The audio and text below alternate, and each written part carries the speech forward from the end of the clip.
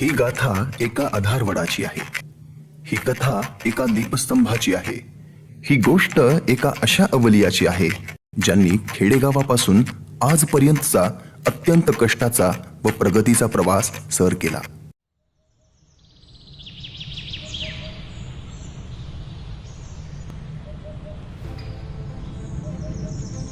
आयुष्याचा प्रवास साऱ्यांच्याच वाट्याला येतो, पण यशस्वी प्रवास अगदी काहींच्याच नशिबी असतो. ह्या प्रवासात ना माणसं झुंजतात, थकतात, कधी नशिबाला दोष देऊन हार देखील पत्करतात. पण बुद्धी आणि श्रमांचं योग्य समीकरण जे मांडतात ना, त्यांनाच नशीब साथ देतं. लाखात काही जणच गाठतात तो यशस्वी व समाधानी जीवनाचे शिखर. त्यापैकीच एक आहेत योगी सर. आयुष्य तर सारीच माणसं जगतात, पण अगदी थोडीच माणसं आयुष्य घडवतात. अथक परिश्रम आणि कामावरचा ठाम विश्वास ह्याच्या जोरावर बाबांनी आपलं आयुष्य घडवलं. वयाची 75वी गाठली तरीही बाबांची जिद्द आणि उत्साह आजही आमच्या तरुणांना लाजवणार आहे. बाबांचा खडतर आणि यशस्वी जीवनपट तुम्हा आम्हाला मार्गदीप ठरणारा आहे. श्री अंबादास व सौ शांताबाई योगी यांच्या घरी प्रकाश योगी म्हणजेच त्यांच्या बहीण भावंडांचे तात्या, दुधावरची साय असलेल्या नातवंडांचे आजोबा व शहरात योगी सर म्हणून प्रचलित असणाऱ्या अशा एका असामान्य व्यक्तीचा यवतमाळ येथील मुळावा येथे 17 एप्रिल 1950 रोजी जन्म झाला. बाबांचे वडील म्हणजे आमचे आजोबा, ज्यांना आम्ही नाना म्हणायचो. हे पेशाने वकील होते बरं का, शिस्तीचे आणि कट्टर सावरकरवादी. बाबा म्हणजे 2 भाऊ व 2 बहिणी यांच्यातलं मधलं अपत्य. बाबांचं 10वी पर्यंतचं शिक्षण माहूरच्या रेणुका देवीचे मूळ पीठ असलेल्या त्याच गावात मुळावा येथे झालं. अभ्यासात हुशार व पुढे शिकण्याची जिद्द, त्यामुळे त्यांनी 1965 मध्ये नांदेड गाठलं आणि ते कायमचेच नांदेडवासी झाले. 1965 ते 1972 सायन्स कॉलेजला त्यांनी PUC, BSc आणि नंतर MSc असं शिक्षण घेतलं. शिक्षणाची ती 7 वर्ष त्यांचं वास्तव्य जुन्या नांदेडचा एक भाग आहे होळी नावाचा, त्या ठिकाणी होतं. तेव्हा होळी ते कॉलेज आणि परत होळी असा हा अर्थातच रोजचा त्यांचा पायी प्रवास. पुढे शिक्षणानंतर लगेच बाबांना नोकरीच्या 3 संध्या चालून आल्या, पण त्यांनी आपल्या विचारधारेला साजेसं अभिनव भारत शिक्षण संस्थेच्या नेताजी सुभाषचंद्र बोस म्हणजेच NSB कॉलेज निवडलं आणि 1 जुलै 1972 नोकरीवर रुजू झाले. 27 मे 1979 रोजी बाबांचं लग्न झालं. गंगापूरच्या कुलकर्णी कुटुंबांसोबत त्यांचे ऋणानुबंध जोडले गेले. सौ प्रतिभा म्हणजेच आमच्या आईसोबत त्यांनी संसाराची अनोखी गाठ बांधली. ती अनोखी अशी की आमची आई म्हणजे काकासाहेबांचा वाडा म्हणून संपूर्ण गंगापूरला प्रसिद्ध असणाऱ्या जमीनदार सधन कुटुंबातील आणि त्याउलट बेताची परिस्थिती असलेले बाबांचे योगी कुटुंब. तेव्हा आमच्या आईने बाबांमध्ये असं काय पाहिलं असेल या प्रश्नाचे उत्तर हे आज त्यांचा जीवन प्रवास पाहिल्यानंतर उमगते. आयुष्याच्या खडतर प्रवासात सोबत चालणारी सहचारिणी जर तेवढीच पदोपदी साथ देणारी, तुमच्या स्वप्नांवर विश्वास ठेवणारी असेल ना, तर तो खडतर प्रवास सुद्धा हसत खेळत सुकर होतो. परस्पर पूरक सहचार्य कसं असतं याचा वस्तुपाठ म्हणजे आमच्या आईबाबांचा संसार. 1980च्या काळात आयुर्वेदिक कॉलेजच्या समोर 2 छोट्या रूमच्या घरात त्यांची संसार वेल फुलली व 18 डिसेंबर 1981 रोजी ह्या वेलीवर प्रिया ह्या ज्येष्ठ कन्येच्या रूपाने पहिली कळी उमलली. बाबा लहानपणापासून अभ्यासात अतिशय हुशार. घरी सोय नव्हती ना, म्हणून त्यांनी गावाकडे अगदी स्ट्रीट लाईट खाली बसून अभ्यास केला. त्यांचे शिक्षक सांगतात की कॉलेजमध्ये वर्गात मॅथमॅटिक्सचा एखादा प्रॉब्लेम दिला तर प्रकाश तो पुस्तकाच्या कोणत्या पान नंबरवर आणि तेही डाव्या का उजव्या कोणत्या बाजूला आहे हे पटकन सांगायचा आणि तेवढ्याच सुटकिनीशी तो गणितही सोडवायचा. PhD करण्यासाठी विशाखापट्टणमला नंबर लागला, पण लहान बहिणीचे लग्न, छोट्या भावाची जबाबदारी, आई वडील आणि त्यात स्वतःचा नवीन संसार ह्यामुळे त्यांना PhD साठी जाता आलंच नाही. पण शिक्षणाची जिद्द होतीच, म्हणून लग्नानंतरही त्यांनी कोल्हापूरला 1 वर्ष राहून MPhilची डिग्री मिळविली. कॉलेजची प्राध्यापकाची नोकरी जरी सुरू होती तरी कौटुंबिक जबाबदाऱ्या, आर्थिक चणचण यामुळे नोकरीसोबत स्वतःचं काहीतरी नवीन सुरू करण्याची त्यांची धडपड सुरू होती. ते म्हणतात ना, पहिली बेटी धनाची पेटी, अगदी त्याचप्रमाणेच मुलगी प्रिया हिच्या जन्मानंतर त्यांनी प्लॉटिंग क्षेत्रात येण्याचं ठरवलं. खरं तर जमिनीच्या व्यवहारात फसवणूक होणे काही नवीन नाहीये, पण पेशाने प्राध्यापक असल्यामुळे हा माणूस फसवणार नाही अशी साहजिकच धारणा लोकांमध्ये होती आणि ती बाबांनी अगदी खरी ठरविली. नवखे क्षेत्र होते, कोणतेही आर्थिक पाठबळ नव्हते, तरीही मेहनतीच्या जोरावर व व्यावसायिक भागीदारांच्या साथीने त्यांनी आमचं वास्तव्य असणाऱ्या पुष्पनगरचे निर्माण केले. रिअल इस्टेट क्षेत्र तसं ग्लॅमरस वाटतं, पण या व्यवहारात आपल्या शब्दांवर ठाम राहून आज 4 दशकांपर्यंत अभेद्यपणे उभे राहणे हे सोपं नव्हतं बरं का.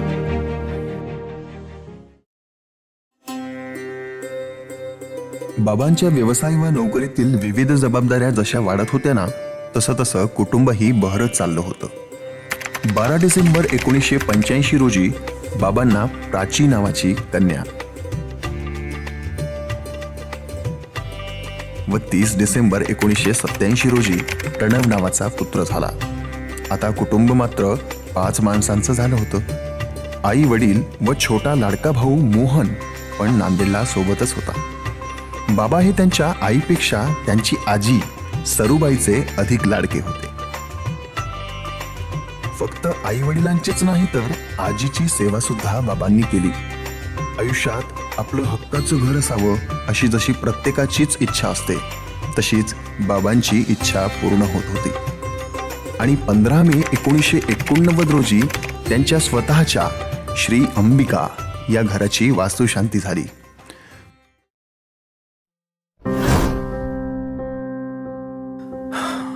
पण देवनं सुखाला दुःखाची झालर लावतोच. त्याशिवाय आयुष्यात सुख आणि दुःख या विरुद्धार्थी शब्दांची किंमत समजत नाही. ऑगस्ट 1989 साली त्यांच्या आईचं दुःखद निधन झालं, तर 1992 साली वडिलांचं छत्र हरपलं. जीवनचक्र तसंच फिरत राहिलं आणि बाबा ध्यासपर्व जगत राहिले.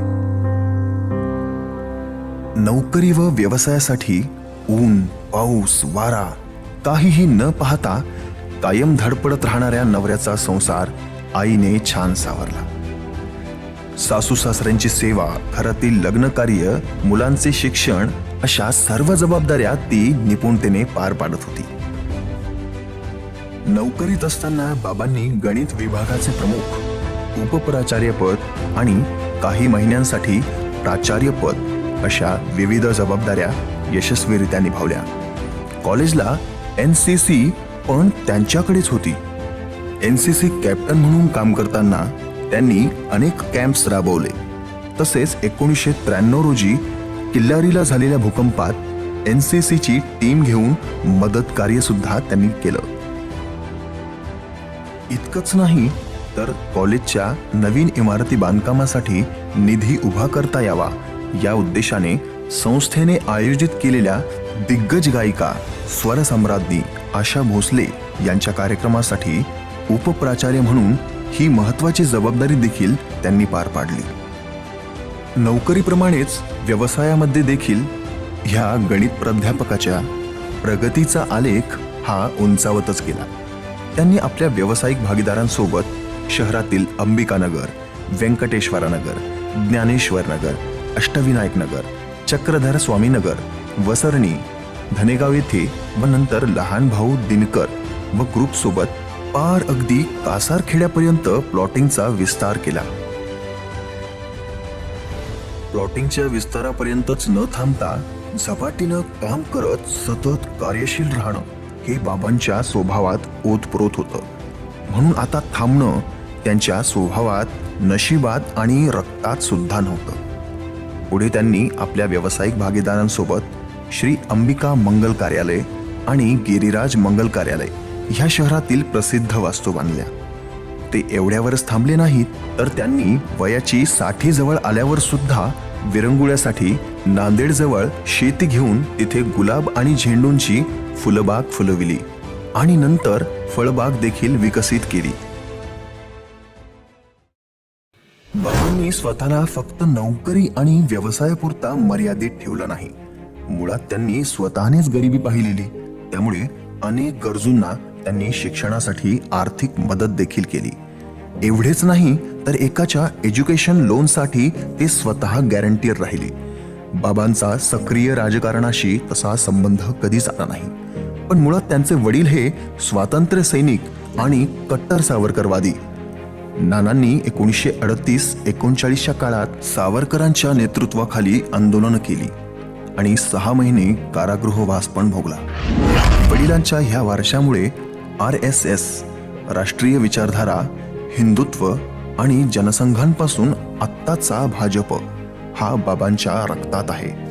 80च्या दशकात अखिल भारतीय विद्यार्थी परिषद ABVP च्या बैठका त्यांच्या घरी होत असत. ह्याच विचारधारेमुळे सामाजिक शिस्त, तत्परता आणि सेवा बाबांच्या स्वभावात रुजल्या. आणि आता तीच विचारधारा आम्हा सर्व मुलांमध्ये आली आहे. परिचयातील लोकांची लग्न व्हावी म्हणून मध्यस्थी म्हणून राहणे यात बाबांना विशेष रुची असायची. त्यासाठी तन मन धन खर्चून झटायला बाबा नेहमीच तयार. नातेवाईक, मित्र, मित्रांचे मित्र अशा संपर्कातील किमान 125 ते 150 लग्न त्यांच्या यशस्वी मध्यस्थीने झाले. नोकरी, व्यवसाय आणि समाजकारणाबरोबर बाबांना चित्रपट पाहण्याची खूप आवड होती. ते सांगतात की त्यांचं लग्न झालं होतं ना, तेव्हा एका वर्षात आईबरोबर जवळपास 100 चित्रपटे त्यांनी पाहिली. वाढत्या व्यापामुळे ते पुढे शक्य झाले नाही. क्रिकेटमध्ये ब्रायन लारा हा त्यांचा आवडता फलंदाज. तसेच रामायण, महाभारत याबाबत त्यांना इत्थंभूत माहिती.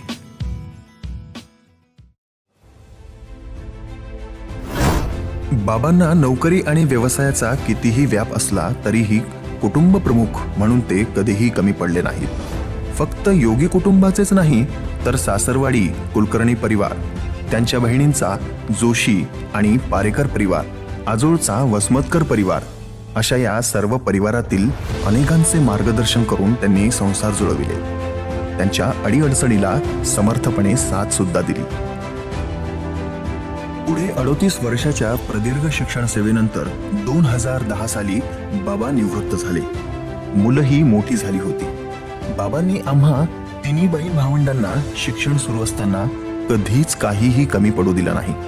आम्हाला उत्तम शिक्षण दिलं, स्वतःच्या पायावर उभं राहण्यासाठी बळ दिलं. थाटामाटात लग्न कार्य सुद्धा केली.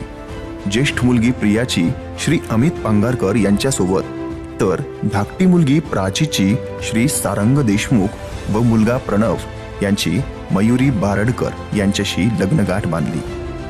बाबांनी व्यवसायात अढळ स्थान निर्माण केलेलं आहे, पण आता योग्य वेळ समजून हळूहळू ते आपला मुलगा प्रणव याला व्यवसायाचा वारसा चालवण्यासाठी स्वतः मार्गदर्शकाच्या भूमिकेत जात आहेत.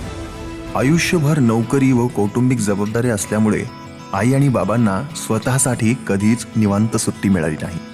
पण निवृत्तीनंतर त्यांनी अगदी दिल्लीपासून ते कन्याकुमारीपर्यंत पर्यटन केलं. फक्त भारतातच नाही तर दुबई, सिंगापूर, मलेशिया, थायलंड अशा अनेक देशांची त्यांनी सफर केली. एवढेच नाही तर दोन्ही मुली आणि जावई, मुलगा आणि सून व सर्व नातवंडांना पॅरिस आणि स्वित्झर्लंडची अद्भुत व अविस्मरणीय ट्रिप घडविली. आईबाबा हे आता फक्त आईबाबा म्हणूनच राहिले नाहीत, तर त्यांची मुलगी प्रिया, जिचा मुलगा अर्जुन प्राचीची मुलगी आर्या म्हणजेच लाडकी परी व प्रणवचा मुलगा प्रेरित म्हणजेच त्यांचा लहाना राजाचे आजी आणि आजोबा झाले आहेत. आईबाबांनी आयुष्यात नेहमीच माणसं जोडली, नाती जपली. कामाचा व्याप कितीही असला तरीही ते लोकांच्या सुखदुःखात कायम उपस्थिती लावत आले. व्यावसायिक कारणं देत त्यांनी कधीच त्यापासून पळ काढला नाही. माणसं ओळखणं, त्यांना आपल्यात सामावून घेणं बाबांना कमालीचं जमतं. उगीच नाही की आज तब्बल 25 वर्षांपासून ड्रायव्हर लक्ष्मण त्यांच्या गाडीचे सारथ्य करत आहेत. बाबा नोकरी आणि व्यवसायात व्यस्त असताना आई संसार काटकसरीने करत होती, मुलांकडे लक्ष देत होती. चांगल्या कामाची सवय लागली पाहिजे आणि खाऊन माजावं, टाकून नाही, ही आईची नेहमीची वाक्ये. यामुळे आम्हा मुलांना शिस्त, काटकसर व अन्न आणि पर्यायाने लक्ष्मीचे महत्व कळाले. खरं तर आईला 5 बहिणी आणि 3 भाऊ. वाड्यात एकत्र कुटुंब पद्धतीत वाढल्यामुळे आईला तिचे चुलत बहिणी आणि भाऊ पण तितकेच जवळचे आहेत. आई स्वाध्याय व ज्ञानेश्वरी परिवाराच्या कार्यक्रमाला नित्य नियमाने जाते. तिला संगीत व लिखाणाची प्रचंड आवड. आजच्या मोबाईल व इंटरनेटच्या काळातही आमच्या घरी तिचा रेडिओ रोजचा 3 ते 4 तास चालू असतो. भारतीय संस्कृती, सण व परंपरा ह्यावर तिचे अनेक लेख आजपर्यंत बऱ्याच वृत्तपत्रात प्रकाशित झालेले आहेत. आईने आज वयाची 71वी गाठली आहे, पण कोणत्याही उपक्रमात, कौटुंबिक सोहळ्यात आजही तिचा उत्साह तेवढाच असतो. रोज मॉर्निंग वॉकला भेटणाऱ्या मैत्रिणी हे तर तिचे टॉनिकच आहेत. मैत्रिणींसोबत रोजच्या गप्पा, बिशी काढण्याचा कार्यक्रम किंवा चित्रपटाला जाणे असे स्वच्छंद उपक्रम तिचे नेहमी सुरू असतात. साधेपणा हा बाबांच्या आचारातही आहे आणि विचारातही. काही वर्षांपूर्वी त्यांनी गावाकडे आमच्या योगी परिवाराच्या गणपती मंदिराचा जीर्णोद्धार केला. तिथे आईवडिलांच्या स्मरणार्थ म्हणून पाटी लावली, पण स्वतःच्या नावाची पाटी लावणं हे त्यांनी कटाक्षाने टाळले. आज एवढं काही आहे, पण बाबांना कशाचाच गर्व नाही. 1965 साली मी साध्या एका पॅन्ट शर्टवर नांदेडला आलो. कर्म करत गेलो आणि ईश्वर सर्व काही देत गेला, असे ते आज अगदी नम्रपणे बोलून दाखवतात. जे काही थोडं बहुत ऐश्वर कमावलं ना, त्यापेक्षा प्रतिभासोबत माझा संसार सुखाचा झाला, मुलं चांगली निघाली, या गोष्टींचं त्यांना अधिक समाधान आहे. आईच्या आई वडिलांना म्हणजेच आमची आजी आणि तात्या आजोबांना कर्तृत्ववान जावाई म्हणून बाबांचं खूप कौतुक होतं. बाबांचा मनमोकळा स्वभाव आणि चौफेर अभ्यास असल्यामुळे सासरवाडीला, वाड्यात सगळीकडेच त्यांचं आग्रहाने स्वागत आणि पाहुणचार केला जायचा.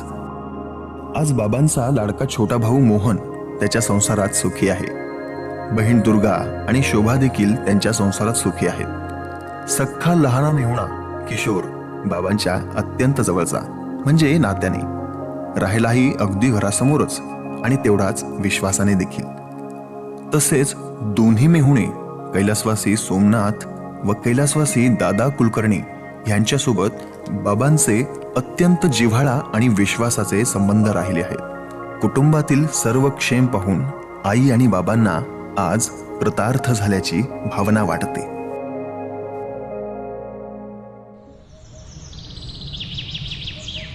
सकाळी 4:30ला उठणं, अंबिका मॉर्निंग ग्रुप सोबत 6 किलोमीटर पर्यंतचा वॉक करणं, देवाची पूजा करणं, प्लॉटिंग बांधकाम साईटवर जाणं, नातवांसोबत खेळणं, गप्पा मारणं, मुलगा आणि सुनेशी सल्लामसलत करणं, तसेच टीव्हीवरचे मनोरंजक कार्यक्रम पाहणं, असा बाबांचा दिनक्रम मस्त आणि मजेत सुरू असतो.